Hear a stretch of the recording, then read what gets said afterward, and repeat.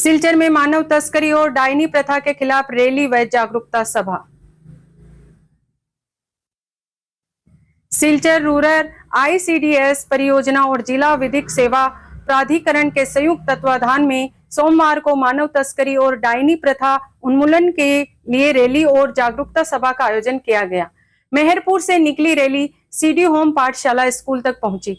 सभा में विकास परियोजना अधिकारी विजय कुमार बरुआ, पीएलबी सवाना लश्कर व अधिवक्ता निरुपम दत्ता सहित अन्य वक्ताओं ने कुप्रथाओं के खिलाफ सख्त कार्रवाई और जन जागरूकता पर जोर दिया है।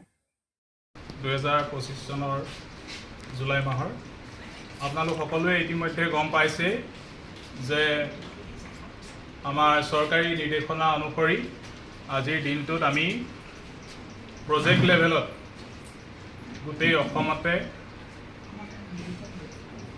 এন্টি হিউমেন ট্ৰেফিকিং ডে লগতে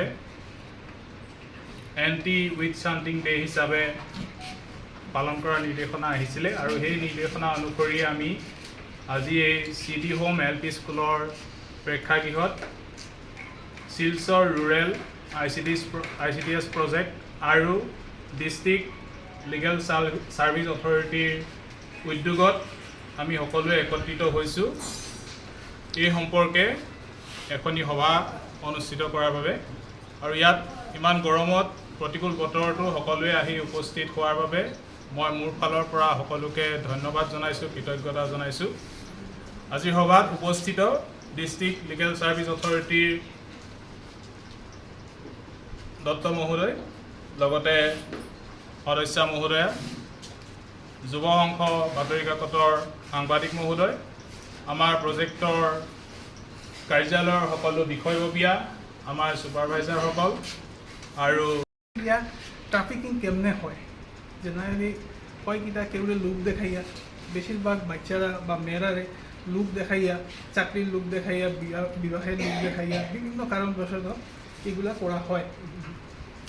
স্যারে যেভাবে কইছে আর্টিকেল 23-তে সম্পূর্ণভাবে দেওয়া আছে, ইভেন আর্টিকেল 24-এ চাইল্ডের পুরোপুরি প্রহিবিট করা আছে, আইনেও সেভাবে দেওয়া আছে। এবং ডাইনির ব্যাপারে যেটা তাই কইলা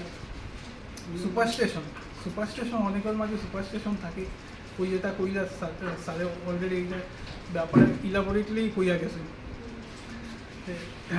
ডাইনির ব্যাপারে যেটা তাই কইলা পরবর্তী সময়ে যদি মৃত্যুমুখে পড়া হয় তাহলে আইপিসি 302 এক জায়গায় জোর করে কাজ করানো হয়, এগুলোর উপরে আমরা যাতে আমাদের সোসাইটিতে অ্যাওয়ারনেস ক্রিয়েট করতে পারি তার উপরেই এই সভা।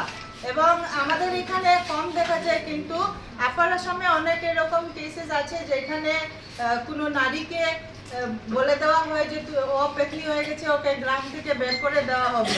এরকম অনেক, তো সরকারের পক্ষ থেকেও অনেক স্টেপ নেওয়া হয়েছে। এইগুলাই এই গরিবদেরকেই ডাইনিতে পরিণত করতেছে। ঠিক আছে, মানব পাচারের মধ্যে পড়ে এইটা, ঠিক আছে, আমাদের এই দিকেও হয়, যাতে এইগুলো যাতে আমরা প্রতিরোধ করতে পারি এর জন্য আমরা প্রচার করার, অর্গানাইজ করার দায়িত্ব আমাদের।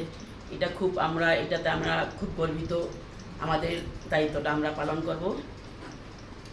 এই যে ডাইনিরগুলার ব্যাপারে, এটা